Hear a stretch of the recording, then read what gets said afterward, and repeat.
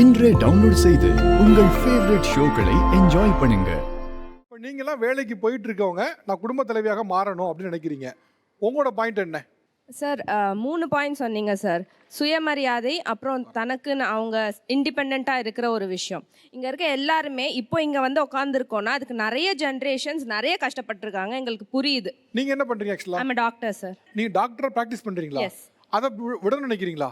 I love being a doctor, but still எனக்கு அதை விடணுன்ற thought ஏன் வருதுன்றதை நான் சொல்கிறேன். எங்க பிராக்டிஸ் பண்றீங்க? இங்கே சென்னை கார்பரேஷனில் ஒர்க் பண்ணுறேன் சார். Government doctor? ஆமாம். ஆக்சுவலா யூசுவலா அதான் சார், இது ஆக்சுவலா இங்க இருக்கிறவங்க அந்த எக்ஸாக்ட் பாயிண்ட் ஏன் புரிஞ்சுக்கிறேன். பொதுவா கவர்மெண்ட் டாக்டர் ஆன போது ரொம்ப பிரஸ்டீஜா பாப்பாங்க, அது ஆமா நிறைய சார். perks ஆமா இருக்கு. ஆமா, எனக்கு என்னோட ஒர்க் ரொம்ப பிடிக்கும் sir. Being a doctor is not easy. ஒரு விமனா எனக்கு என்னோட ஒர்க் பண்ணும்போது நான் 100% அங்கே கொடுத்துட்றேன். வீட்டுக்கு வந்து வீட்டில் 100% கொடுக்கும்போது ஐயோ நான் எங்கேயோ என்னோட பேஷண்ட்ஸை பார்க்கலையோ, எங்கேயோ நான் ஒர்க், ஐயோ நான் இங்கே இருக்கேனே அப்படின்ற, நான் ஃபீட் பண்ணிட்டு இருக்கப்பலேருந்து நான் ஒர்க் பண்ணிட்டு இருக்கேன் sir. Night duty ICU duty போகும்போது கூட என்னோட குழந்தைய நான் ஐசியூவில் பக்கத்தில் ஒரு ரூமில் வச்சுட்டு ஐசியூ டியூட்டி முடிச்சுட்டு ஃபீட் பண்ணிட்டு போய் பண்ணுவேன். ஃபீட் பண்ணும்போதும் எனக்கு ஒரு இதுவும் இருக்காது. அந்த பேஷண்ட்ஸை பார்க்கும்போது ஐயோ நான் என் குழந்தைய விட்டுட்டு வந்துட்டேனேன்ற ஒரு கில்ட் இருக்கும். அந்த டைமில் எனக்கு எல்லா மென் மேலேயும் ஒரு என்வி வர ஆரம்பிச்சிருச்சு. என்னடா இது, நான் ஒரு ஃபீமேலாக இருக்கிறதுனால தானே எனக்கு இந்த மாதிரி இருக்குது. நான் ஒரு மேலாக இருந்தால் என்னோட குழந்தையும் வளர்ந்துடும், என்னோட கெரியரும் வளரும். ஆனால் நான் ஒரு ஃபீமேலாக இருக்கிறப்ப என்னோட கெரியரில் ஒரு தடை வருது இதனால் அப்படின்ற தாட் இருந்தது. 2 சைடுமே ஒரு மாதிரி மதில் மேல் பூனை மாதிரி ஒரு மாதிரி ரொம்ப கஷ்டமாக இருக்கும் சார். அந்த சிச்சுவேஷன் அவங்க சொல்கிறது எல்லாமே கரெக்டான பாயிண்ட்ஸ். ஆமாம் சார், வேலை இல்லைன்னா சொல்லுவாங்க தண்டை சோறுன்னு சொல்லுவாங்க, வேலைக்கு போகலன்னா ஒரு மாதிரி பண்ணுவாங்க, நம்மக்கிட்ட ஒரு 4 காசு இல்லைன்னா ஒரு மாதிரி பண்ணுவாங்க.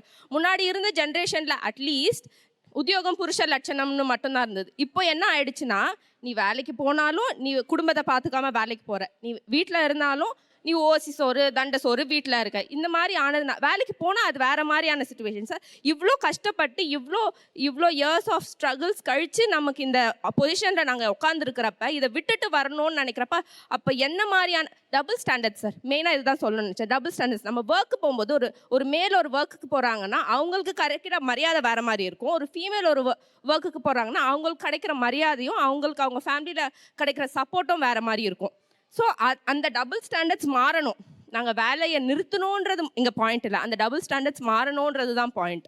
திங்கிஸ் என்னன்னா, இப்போ மற்றவங்களாம் இருக்கக்கூடிய ப்ரொஃபஷன் ஒன்று வர, பட் நீங்கள் இருக்க தனி கவர்மெண்ட் பொசிஷனுங்க தாண்டி டாக்டர் ப்ரொஃபஷன் ஒரு சர்வீஸான ப்ரொஃபஷன். இப்போ நீங்கள் அந்த இடத்துலேருந்து விலகலைங்க தாண்டி அப்படி ஒரு எண்ணம் உங்களுக்கு வர்றதே கூட உங்களுக்கு மட்டும் ஆபத்து இல்லை, சமூகத்துக்குமே ஒரு ஆபத்து தான். பிகாஸ் உங்களுக்கு ஒரு டாக்டர் சீட்டோ உங்களுக்கான மருத்துவ இதோ எல்லாமே ஒரு ரிசோர்ஸ்ல வந்தது. we are losing a resource person and a service person too. So actually அது ஆக்சுவலா உங்களுக்கு ஆபத்து இல்ல, சொசைட்டிக்கு தான் ஆபத்து. we are losing a one doctor அப்படிங்கிறது ஒரு சொசைட்டிக்கு ஆபத்தான ஒரு இது. நான் டாக்டரா இருக்கிறதுனால மட்டும் இல்ல சார், பீட் எனி ப்ரொஃபஷன். எந்த ப்ரொஃபஷன் நான் டாக்டரா இருக்கிறது ப்ராமினெண்டா தெரியுது, but then be it any profession, அந்த ப்ரொஃபஷன்ல இருக்க ஃபீமேல்ஸ் அந்த விமனா ஒரு கஷ்டம் இருக்கும்ல சார் நமக்கு, அதை நான் எக்ஸ்பிரஸ் பண்ணணும்னு தான் நினைக்கிறேன். இப்போ சில வேலைகள் இது பெண்கள் மட்டுமே செய்ய வேண்டிய வேலை அப்படின்னு மாதிரி பிரிக்கப்பட்டுச்சு. உதாரணத்துக்கு துணி துவைப்பது, பாத்திரம் கழுவுறது, சமைக்கிறது அப்படின்னு. ஸோ அப்போ இந்த 3ஐயும் சும்மா காட்டி ஒரு ஆணை ஷேர் பண்ணிக்க அப்படின்னா அவன் ஷேர் பண்ண தயங்குவான். ஆனால் நீயும் வேலைக்கு போகிற நானும் வேலைக்கு போகிறேன்னா ஆட்டோமேட்டிக்காக 2 பேருக்குமே 6 மணிக்கு கேப் வந்துடும். அப்படின்னா யாராவது ஒருத்தங்க ஒன்றை எடுத்து தான் ஆகணும். 6 மணிக்கு கேப் வந்துடும், 2 பேருமே கிளம்பும் அப்படின்னா 2 பேரும் நான் பண்ண மாட்டேன் நீ பண்ண மாட்டேன்னா நீ பட்டி தான் இருக்கணும். அப்போ யாரோ ஒருத்தர் ஷேர் பண்ணதுக்கு வழியவாது கம்பல்சரியாவது உள்ள வந்துருவாங்க. ஸோ அந்த ஒரு பாயிண்ட்டுக்காவது நான் வேலைக்கு போனால் நல்லா இருக்கும் அப்படிங்கிறாங்க சார். அவங்க சொல்ற மாதிரி அப்படி கிடையாது. என்னதான் வேலைக்கு போயிட்டு வந்தாலும் அவங்க என்ன சொல்லுவாங்கன்னா, உன்னால முடியலன்னா வேலை விட்டுருவாங்க. ஆனால் நம்ம விடமாட்டோம் அப்படிங்கிற தைரியத்தில் தான் அவங்க அப்படி சொல்றது. அதுக்காக ஷேர்லாம் பண்ண மாட்டாங்க.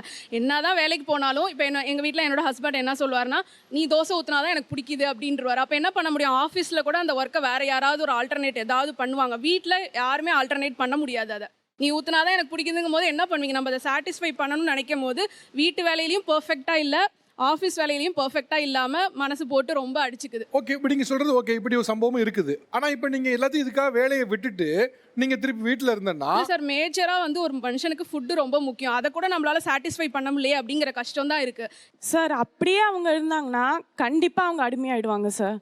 நான் பிஹெச்டி முடிச்சிருக்கேன், நான் லவ் மேரேஜ் தான். ஸோ நான் வீட்லயே இருந்துட்டு நல்லா சமைச்சு சங்கரை பார்த்துக்கிட்டு தோசை இட்லி சப்பாத்தின்னு கேட்கறதெல்லாம் அவனுக்கு பண்ணி கொடுத்தோன்னா நம்ம வந்து ச்சே இவ்வளோ மாதிரி மருமக நம்ம தவ இருந்தாலும் கிடைப்பாங்களா அப்படிங்கிற பேரில் ஆரம்பிச்சு கடைசியில் எங்கே வந்து ஏம்மா ஒரு 4 பேர் எக்ஸ்ட்ரா வந்திருக்காங்க, ஒரு படி சாதம் போட்டு சமைக்க தெரியாதா? 2 பேர்த்துக்கு சமைக்க தெரியுது, இதே 4 பேர் வந்தாங்கன்னா ஒரு படி சேர்த்து போட்டு சமை அப்படி வரும். அடுத்தது என்ன வரும், இங்கே பாரு 4 பேர் வந்திருக்காங்க, துணியெல்லாம் ஊற வச்சிட்டோம், நீ வந்து துவைச்சிடு. ஒரு ஹெல்ப், நான் துவைச்சேன்னா அலாசி கொடுக்குற வேலையாக செய்யணும். அவங்களாம் ஜாலியாக உட்காந்து நல்லா விருந்தெல்லாம் சாப்பிட்டு டிவி பார்த்துட்டு சீரியல் நான் செய்யணும் அங்கே போய். அது வந்து எங்கே போய் முடியும்னா அடிமை. அவங்களுக்கு தெரியல செல்ஃப் ரெஸ்பெக்ட்னா என்னன்னே சொல்ல தெரியல. வீட்டில் இருந்து அனுபவிக்கிறப்போ செல்ஃப் ரெஸ்பெக்ட்னா என்ன, வேலையை விட்டுட்டு நிற்கிறப்போ செல்ஃப் ரெஸ்பெக்ட்னா என்ன அப்படிங்கிறது தெரியும் சார். மேடம் சொன்னாங்க 99% ஆஃப் பீப்புள் வந்து கஷ்டப்படுறாங்க, ஒர்க்கு போகிறது கஷ்டமாக தான் இருக்கும், அது மேலாக இருந்தாலும் ஃபீமேலாக இருந்தாலும் அப்படின்னு சொல்கிறாங்க. Correct ma'am. பட் ஆனால் எங்கே நமக்கு ப்ராப்ளம்னு வருதுன்னா, இப்போ மேல் ஒரு ஒர்க் பண்ணுறாங்க, ஃபீமேலும் அதே ஒர்க் பண்ணுறாங்கன்னா அவங்க வீட்டுக்கு திரும்பி வரும்போது the treatment which they are getting, அங்கே டபுள் ஸ்டாண்டர்ட்ஸ் இருக்குது. அது நீங்கள் ஒத்துக்கிறீங்களா? நான் மாறி வர சூழ்நிலையை பார்த்துக்கிட்டு இருக்கேன். பெண்கள் உங்களுக்கு பழைய ஜெனரேஷன், பழைய தலைமுறையில இருக்கிறவங்க, நீங்க வீட்டுக்கு வந்து அது வரைக்கும் எல்லாம் அப்படியே உட்கார்ந்துருப்பாங்க. அதுக்கப்புறம் நீங்க வந்து சோறு பொங்கி போட்டு வீட்டை எங்க கவனிக்கிறா, அவ எப்ப பார்த்தாலும் வேலை வேலைன்னு போயிடுறா. ஒரு வீட்டு கடமையை எதுவுமே சரிவர அவங்க வந்து கவனிக்கிறது இல்ல அப்படிங்கறதெல்லாம் நான் பாக்குறேன். அந்த ப்ராப்ளம் மேலுக்கு இல்ல மேம், இதுவும் அதுவும் நம்ம எப்படி ஒண்ணுன்னு சொல்ல முடியும்? ஒரே நிமிஷம், நானும் ஒரே ஒரு சின்ன உங்களுக்கு ஆன்சர் பண்ணலாம்னு நினைக்கிறேன். ஆக்சுவலி நீங்க ஒரு பேப்பர் எடுத்து ஒரு நோட் புக்ல நீங்க வந்து ஒரு பென்சில்ல எழுதுங்க. நீங்க எழுதிட்டு நீங்க வந்து அதை திருப்பி பாருங்க. அடுத்த பக்கத்துல வந்து நீங்க எழுதியிருக்க மாட்டீங்க, ஆனா அதோடைய தடம் பதிஞ்சிருக்கும். அதுக்கு அடுத்த பேப்பர் இன்னும் கொஞ்சம் லைட்டா பதிஞ்சிருக்கும். ஆல்ரெடி நமக்கு சில காலங்களா, குறிப்பிட்ட காலங்களா இருந்த சில விஷயங்கள் நடந்துட்டு இருந்தது. உங்க மேடம் சொன்ன மாதிரி சில விஷயங்கள் இப்படி இருந்தது, அதோட ட்ரேசஸ் இன்னும் இருக்கும், இன்னும் போகும். ஏன்னா இப்பயே மாறிடுச்சு, நிறைய காலகட்டம் மாறிடுச்சு, இன்னும் போகும். ஆனா அத தடம் வந்து இருக்கும். ஒரு பேப்பர்லயே இருக்குங்கறப்ப காலத்துல இருக்காதா? Same point, but still it is there. அத நம்ம டினையும் பண்ண முடியாது. இல்ல அது எப்படி நீங்க பண்ணுவீங்க? அப்படி வந்து இங்க ராத்திரி இப்ப பகல், அப்படி ராத்திரி பகலுக்கே ஒரு இது வருது, 6 மணிக்கு வந்து 2த்துக்கு மாலைன்னு ஒண்ணு வருது. அப்படிங்கிறப்போ இந்த டிரான்சிஷன் வந்து அவ்வளவு ஈஸியாலாம் நடக்காது, மெதுவா. ஏன்னா இது சமூகத்துல நடக்க வேண்டிய மாற்றம். அது வந்து இட் டேக்ஸ் டைம். நான் ஒண்ணு சொல்லட்டுமா? எனக்கு கொஞ்சம் புரிஞ்சு போச்சு, வேர் யூஆர் கம்மிங் ஃப்ரம் அப்படிங்கிறது எனக்கு புரிஞ்சு போச்சு. நீங்க வேலைக்கே போகாம வீட்டிலேயே இருந்து காலையிலேருந்து ராத்திரி வரைக்கும் பக்காவான பர்ஃபெக்ட் ஹவுஸ் ஒய்ஃபா இருந்தீங்கனாலும் உங்களுக்கு அந்த விமர்சனம் வந்தே தீரும். Exactly ma'am, I agree with you. Double ஸ்டாண்டர்ட்லாம் இல்ல, குறை சொல்றவங்க ஏதோ ஒரு காரணத்துக்காக சொல்லுவாங்க. நீங்க இப்போ ஒர்க்குக்கு போனீங்கன்னா உங்களுக்கு கொஞ்சம் ரிலீஃபாவது இருக்கும், உங்களுக்குன்னு ஒரு இடத்துல பாராட்டாவது கிடைக்கும். நீங்க யூ பி ஹாப்பி.